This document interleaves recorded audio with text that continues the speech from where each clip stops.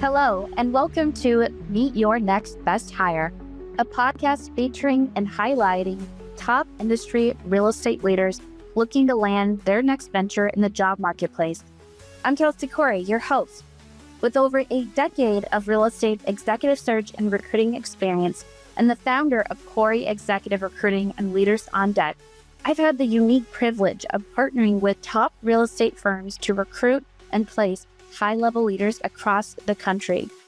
In this podcast, we will have the amazing opportunity to hear top real estate industry leaders sharing their career stories, leadership and management style, and ultimately what they're known for in their craft. I can't wait to dive in and connect you with the best talent in the marketplace. Let's dive in together.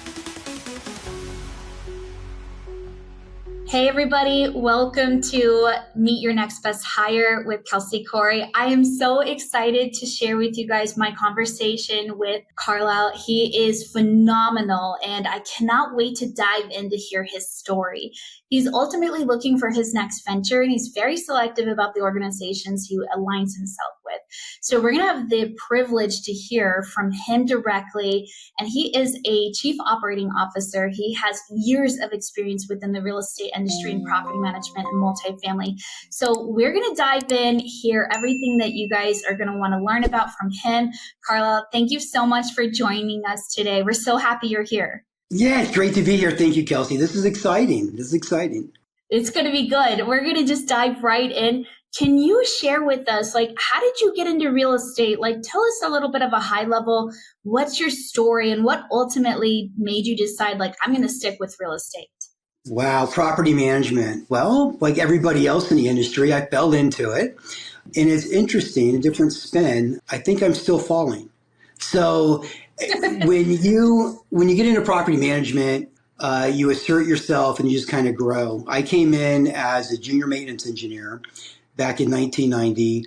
And like you said, I've made my way all the way up to a chief operating officer. In that 35 years, I've held every position on maintenance and the operations side up to COO. That gives me a very unique perspective where I can sit and talk with individuals within the operations and also on the executive side and have conversations that put me in the shoes of the person that I'm talking to, where we find solutions to problems. It allows me to coach at a higher level and it allows me to kind of engage where we're finding solutions to whatever problems that people may have. Perfect. Yes. And I think that's a huge advantage that you bring to the table is that what I love about your story is that you've had the privilege to work and be a part of every single seat within inside the industry. So I love the fact that you can come alongside somebody and really share your perspective because you've been there and you understand the pain points that they're going through, the struggles, the wins along the way. And I think that's something very distinctive about your background is that you really grew up in the property management world. And I think there's a lot of value that you bring to the table. And that kind of leads into our next question is, can you share with us, how would you describe and what are you known for in your craft and your expertise? I think it's being able to connect with people. Look, people in this industry, they want to grow and they want to evolve and they want to get to the next position. So my secret sauce, I guess you would say, of getting from one position to the next is I would master the position that I was in. For example, as a service tech. So I'm working as a service technician. I would grab the job profile for a maintenance supervisor and I would work at that level in my role as a service tech and doing my role and looking at the perspective of a service manager and then trying to work at that level naturally elevated me to that role. And I've done that in every position from leasing manager to assistant manager, assistant to manager, manager to regional to VP. So every one of those levels, I worked at the next level. And what I do is I teach people how to do that. And we want people comfortable in their job roles and being proficient at it. But we also want them looking at the next level. How would I operate if I was my supervisor? And if you have that kind of mindset, you'll naturally evolve into that next role. And people will see that. Your supervisor will see you in that role being effective and efficient in the role above the one that you're currently in. So that's what I do. I teach people how to do that. And sometimes I go straight forward with them on doing that. And then sometimes I fed them responsibilities off a job profile at the role higher than the one that they're in. And then come back and tell them after they've accomplished that, hey, do you realize that you're operating at the next level? And then I'll show them how and why they're doing the things that they're doing. Yes. And I think I love the fact that you are really kind of like honing into taking that initiative and really looking ahead. Like, yes, just because you are there right now and just because that's the role that you're holding today doesn't necessarily mean that's the only box that you have to stay within. Is that, lean into yourself. If you have the right mentorship and leadership in the team, right? It's like ultimately there's so much progression. And what I like about your story too is that you didn't just stay in the one vertical, like you said, you started in the maintenance. You were able to still segue into a different direction within the organization. So I can see how that would be really what you're known for in your craft and be able to translate that back into your team members. And so that kind of naturally goes into our next question. What is maybe like one or two biggest strengths that you bring to the table? Well, the biggest strength, I think, is just connecting with people and being on their level and communicating with them at their level. In my role, for example, as a COO, I had conversations with managers and I had structured monthly calls with them. Now, they came to me, I didn't go to them. And because I didn't want it to seem as though I was picking people that I was trying to have conversations with, I opened myself up and said I have got an open door policy. And I lived by that. So people took me up on it. And then word got out that I was having conversations with people. And I had people naturally reach out to me and just spend an hour a month to touch base. And it's more talking. I'm not sitting there critiquing them about their occupancy or their delinquency or how quick they can turn apartments. That's not the conversation. The conversation is, give me something over the last 30 days that you struggled with as a leader. And then they would come up with that. And then we would talk through how they found themselves in that position, what they've done over the last 30 days to adjust to that, and what have they learned from it. And it's taken on a life of its own.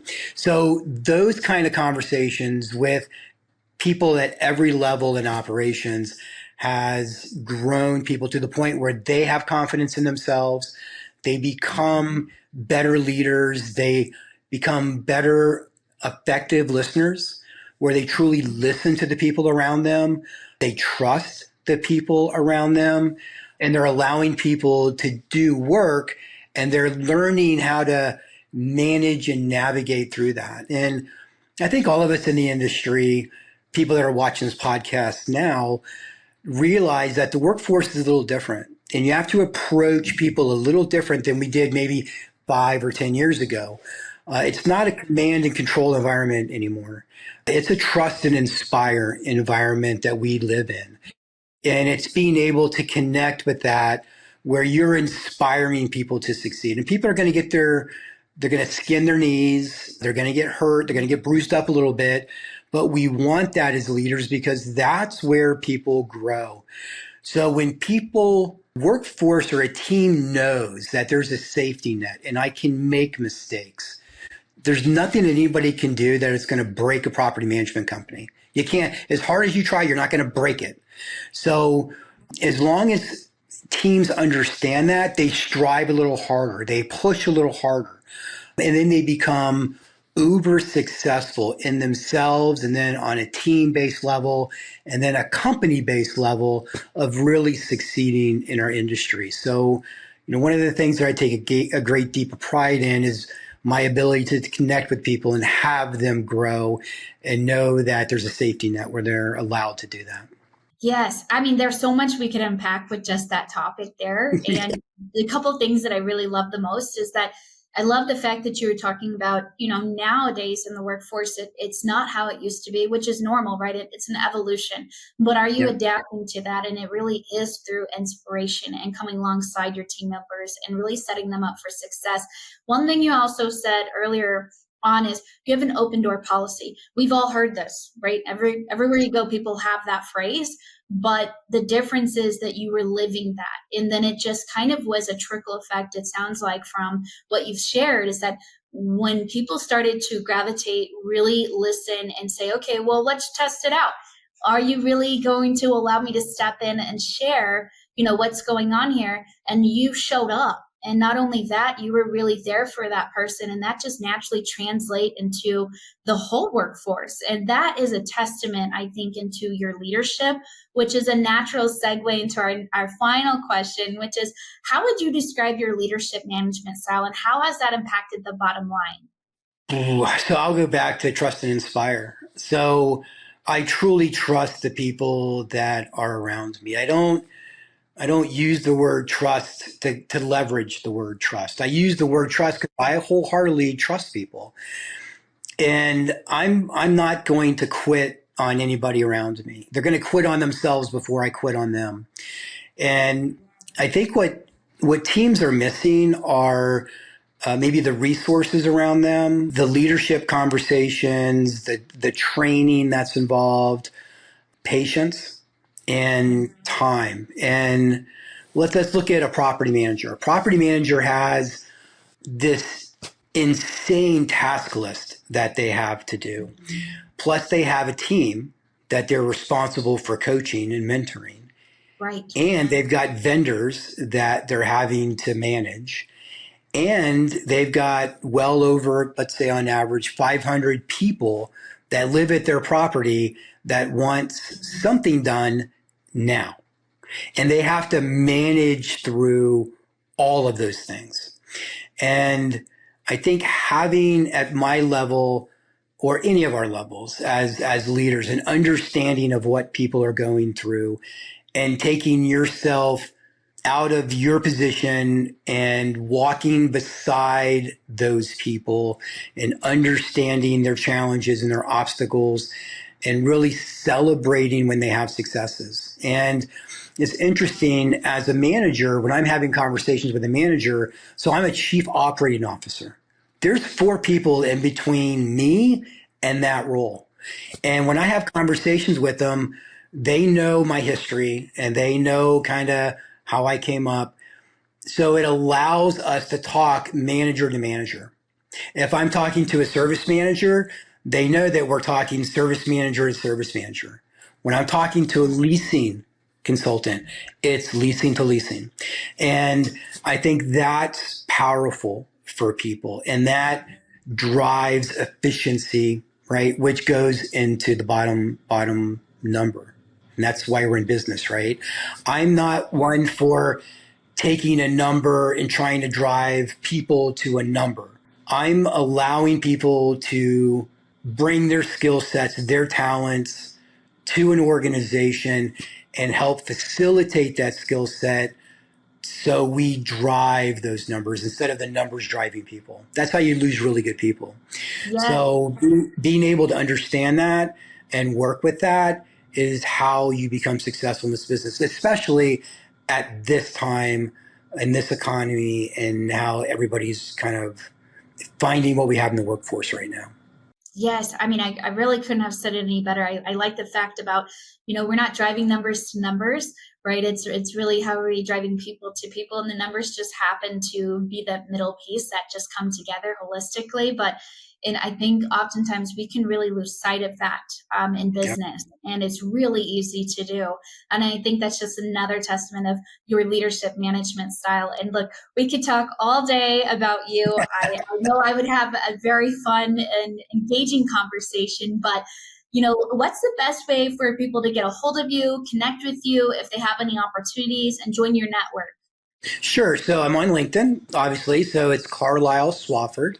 If you'd like to email me, it's Carlyle Swafford or carlyle.swafford@outlook.com. That's CARLYLE